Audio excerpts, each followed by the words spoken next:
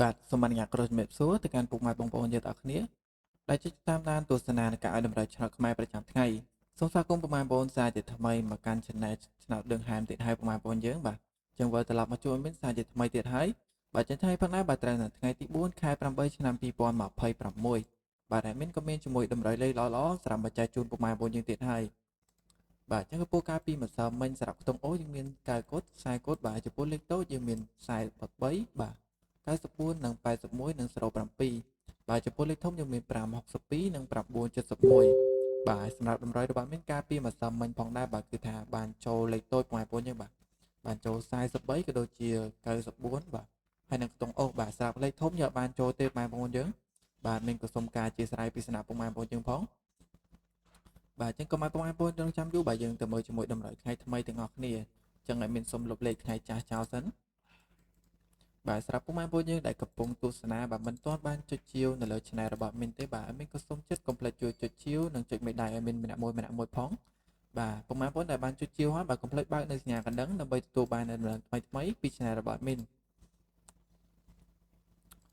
បាទចឹងសម្រាប់ថ្ងៃនេះផងដែរបាទចំពោះលេខតូចបាទមីនមានឲ្យដូចរដងទេពុកម៉ែបងប្អូនបាទមានឲ្យ4គ្រាប់ដូចគ្នា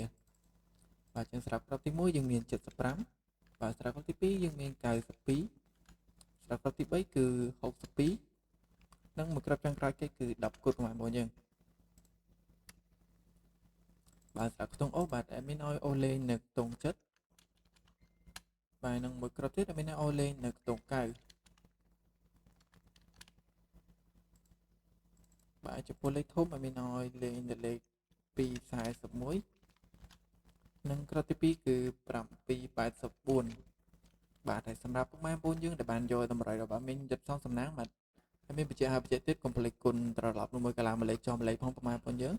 បាទពេលច្រើនតម្រុយរបស់មីនគឺថាស៊ីមួយលេខគឺមួយក៏2លេខទេបាទស្រាប់លេខធំពុកម៉ែបងប្អូនយើងលេងគុណទៅបាទកុំលេងត្រង់បាទបើលេងយើងលេងត្រង់ម្ដងអត់ងាយចូលទេបាទស្រាប់លេខតូចពុកម៉ែបងប្អូនយើងបាទឡើងមួយលេខចុះមួយលេខទៅយើងរងចាំទៅពុកម៉ែបងប្អូនយើងបាទដើម្បីបានចូលទាំងអស់គ្នា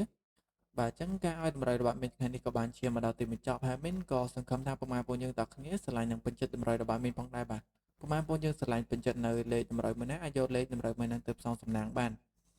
បាទអញ្ចឹងអមីនក៏សូមអរគុណទៅដល់ពុកម៉ែបងប្អូនយើងទាំងអស់គ្នាដែលតែងតែគាំទ្រនៅលើ Channel របស់មីនរហូតមកបាទហើយអមីនក៏សូមអរគុណទៅដល់ពុកម៉ែបងប្អូនយើងទាំងអស់គ្នាដែលបានចំណាយពេលវេលាដើម្បីតម្លៃមកទស្សនានៃការឲ្យតម្រូវរបស់មីនផងដែរ